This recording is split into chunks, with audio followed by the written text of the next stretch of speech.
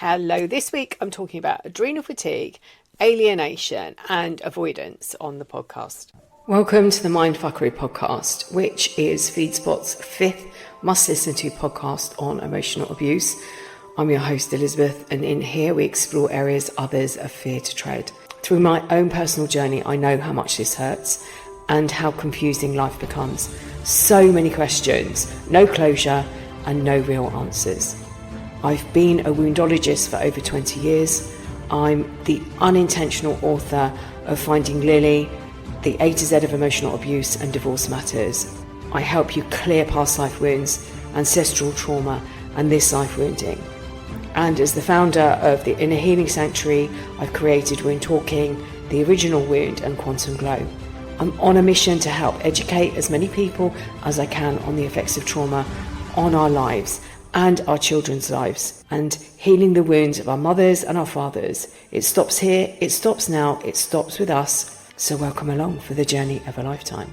And you are very, very welcome. This week, I'm talking about adrenal fatigue, alienation and avoidance. I'll be reading from my book, The A to Z of Emotional Abuse, and talking more about what it feels like, what's going on in the body, and how to understand, process and overcome, put in place strategies to help you. So we're still on A's from the A to Z of Emotional Abuse, and A is for adrenal fatigue. The adrenals are glands that sit on top of the kidneys, which produce hormones. One of the important hormones produced here is cortisol. Cortisol helps our response to stress. Fatigue is a term used to describe an overall feeling of tiredness or lack of energy. But unlike feeling sleepy or tired, fatigue is having no energy from the moment you wake up until the moment you go to bed. And this goes around on a loop, day after day after day. Adrenal fatigue is a term used to describe non-specific symptoms.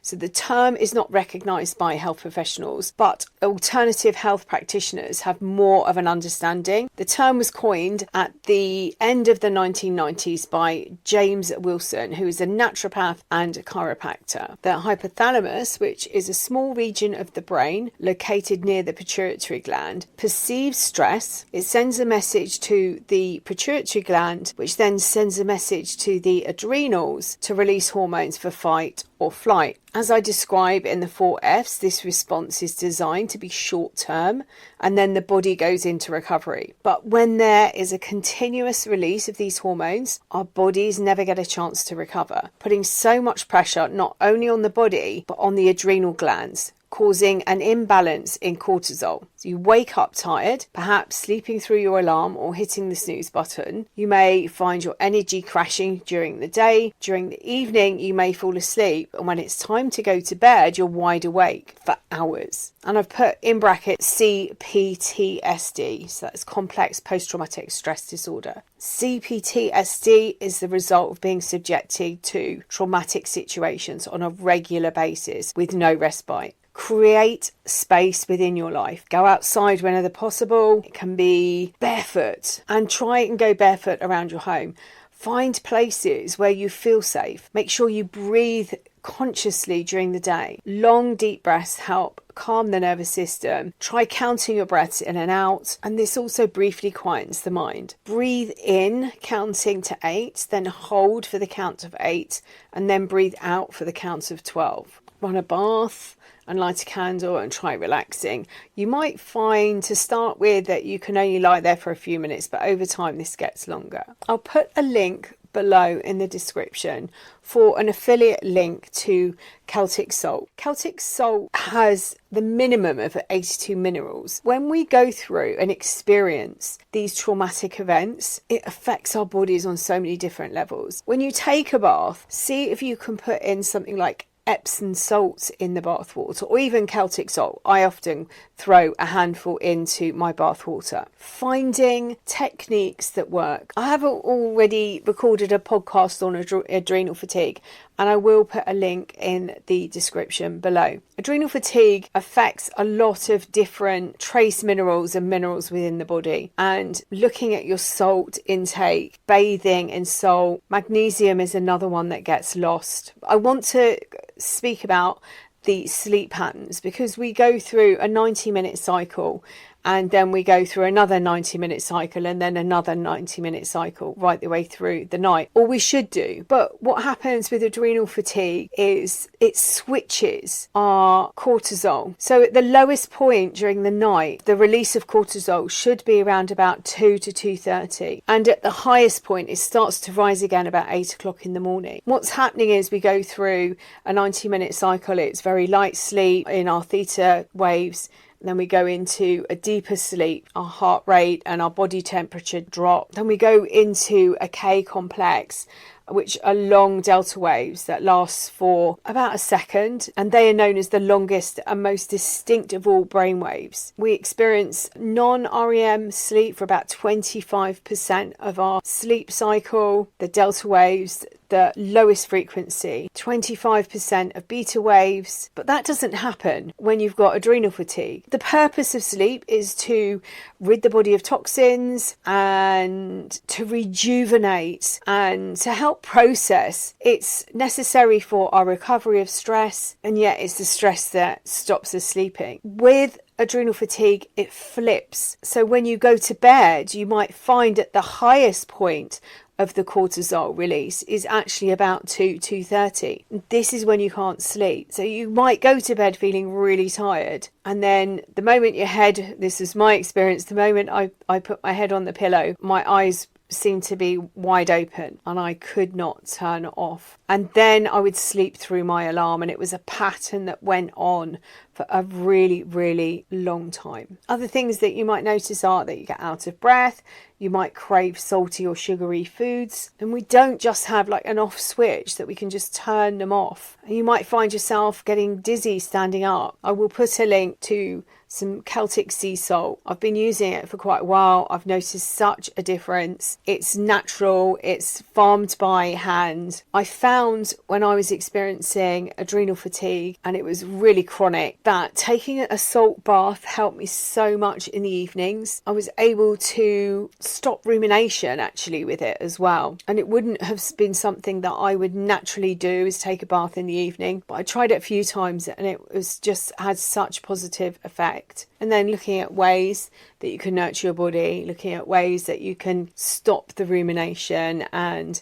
one thing that I think is a really powerful tool is creating an area within the home. And this could be a corner, it could be the bathroom, you can put candles around. And what you're doing going into that area, as long as you're safe, is you're telling your body in a non-verbal way that it's now safe. And these little foot soldiers that are on alert all the time protecting you are allowed to step out of their duty or step down from duty for a moment or two while you're there. It could be a children's teepee. They're great actually, with a few pillows and some soft music.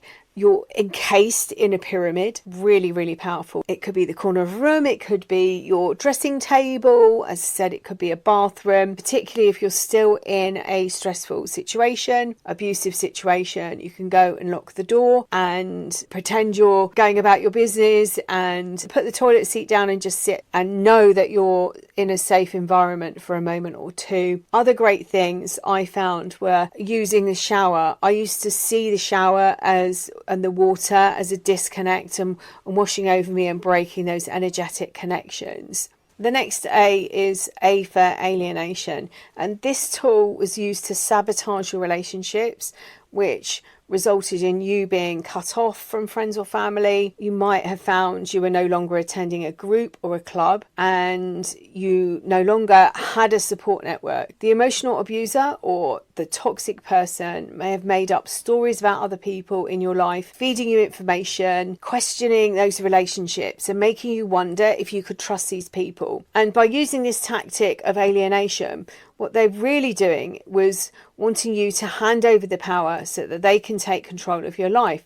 They wanted you to believe that they were the only person that you could trust. In families, it might have been a parent who influenced the relationship their child had with the other parent, or with siblings, open brackets, see scapegoat and golden child, close brackets, or they influence the relationship the child had with friends or romantic relationships. The parent wants to maintain control over the child's life. An emotionally abusive or toxic parent can't see where they end and their child begins. It's as if the umbilical cord wasn't cut at birth. They want to be the one that the child turns to for support and advice. They may be highly critical of friends that their child makes, or even want to control those relationships. And in romantic relationships, you are alienated, as the abuser couldn't risk you speaking to anyone who may expose who they really are. You may have wanted to help them heal. They spent hours telling you about their awful childhood. Perhaps you wanted to help them heal their damaged inner child. And this is particularly true if you're an empath, as empaths are their favourite snack. And this relationship where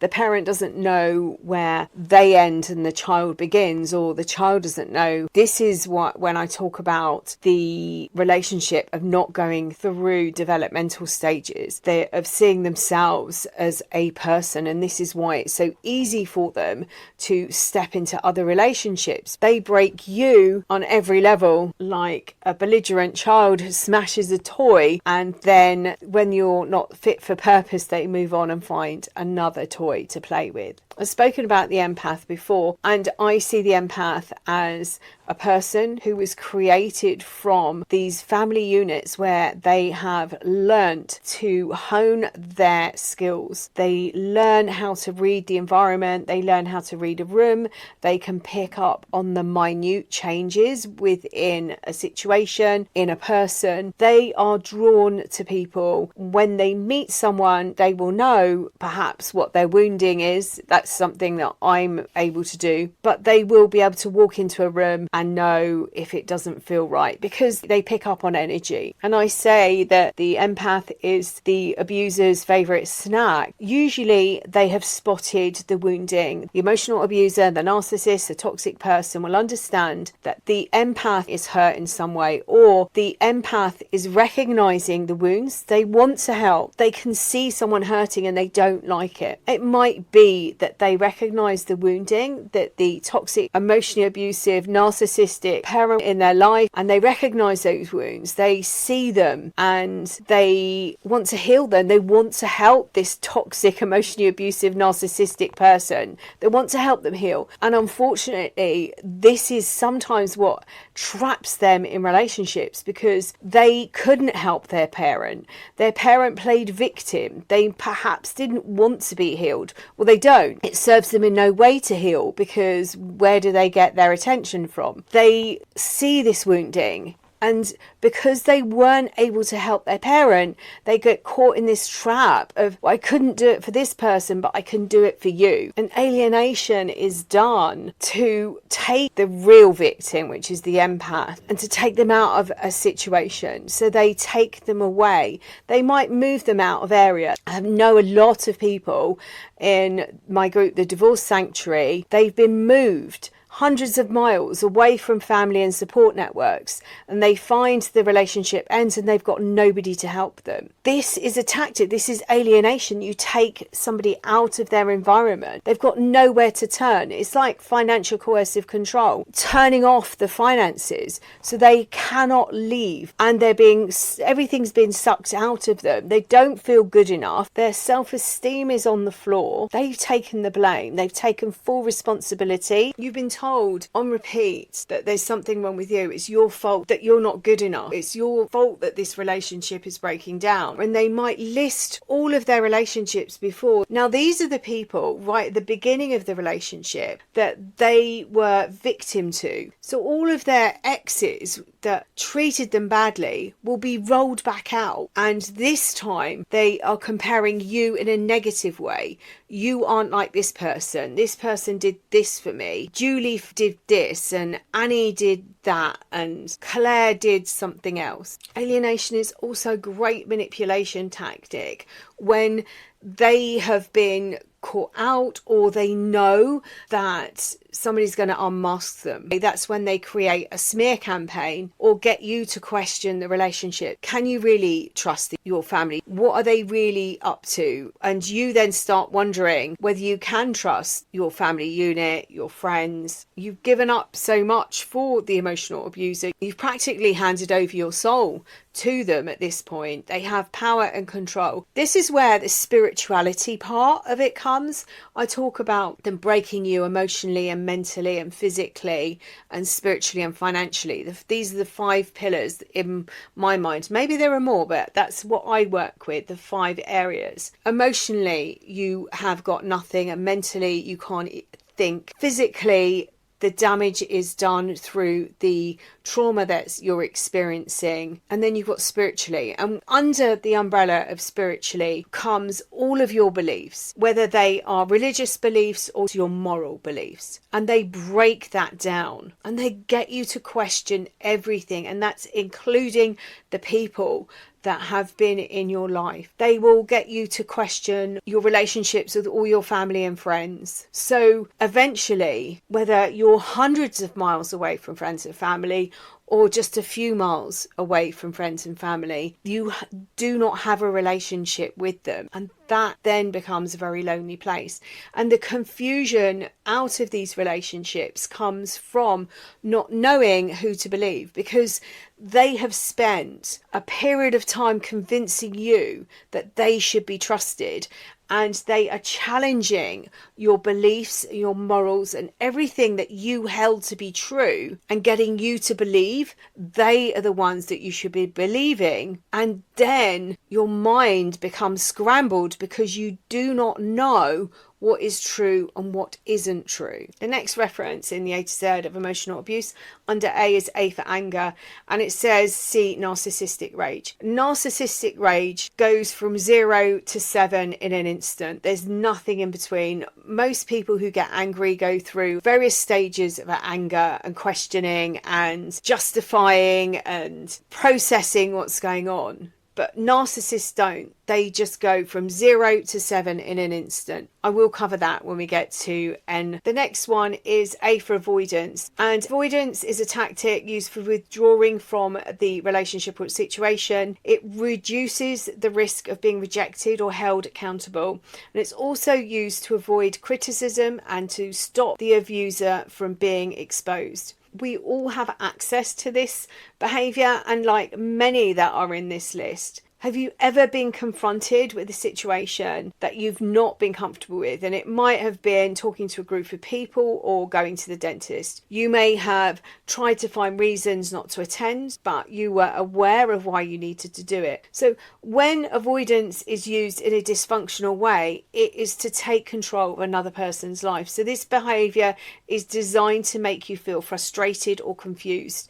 You may have found yourself being forced to choose between the emotional abuser and your friends and family. Politicians are great at this, avoiding answering a question. So just think about what you can do in these situations. You've come out of this relationship and you're confused, you're hurt, you probably didn't get closure, you're trying to question, and perhaps you're believing their version of events, but your gut is telling you that it doesn't quite feel right, it doesn't fit. There are pockets and holes of information that don't quite fit together. Start listening to your gut, start using techniques. Grounding is amazing. I will link them in the description box. I've got a grounding meditation or a few. One's called rumination to help you. These are the things that help me so very much and so quickly. I'd watched so many videos, people tell you about this, what's going on, but they don't tell you how to fix it. And that's what I want to share with you, because it's so very important. When you get the groundings in place, when you learn the breathing techniques that help you, when you can get on top of the rumination, when you can understand or understand and process the adrenal fatigue, if that's what you're experiencing, complex post-traumatic stress disorder, if that's what you're experiencing. I'll put some links below on post-traumatic and complex post-traumatic stress disorder. This is why it's so important for you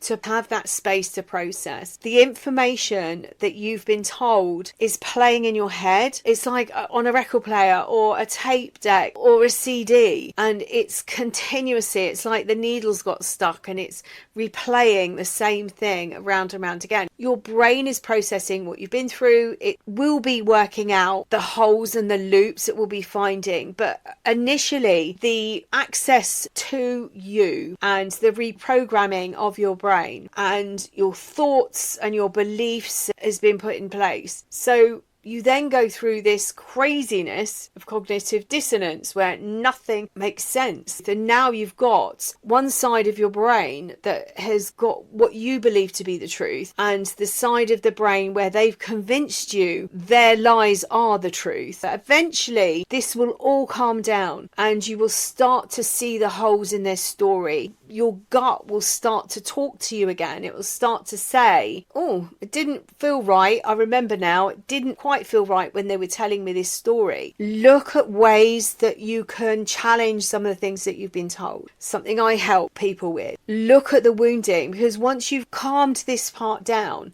we can go underneath and we can go in and directly take out the original wounds that hold you in this place, that keep you in these relationships. It's so powerful. And I know that you might be sat in a mush bowl of emotions and it feels chaotic and you don't know what to believe, but that will calm down. And by grounding, by being in your body, those little voices that are in your head telling you that you've got trust issues, telling that you're not good enough, people don't do that, I'm the victim, this is all your fault, where's your money, why aren't you paying for me? All of those voices go because you're in your body. Breathing helps regulate your nervous system. It helps with the hormones that are being released into your body. Honest conversations. This is something that I also teach, and this is challenging what you've been told. And I also work with the original wound. Very, very powerful. Creating a safe space. Oh my gosh, that non-verbal communication to your body. It's so very powerful. So not getting closure keeps you trapped because they aren't telling you what's really going on and they aren't allowing you that closure so you can move on. Relationships break down, and relatively healthy people they'll want you to have closure because they want to move on. It's the emotionally unhealthy people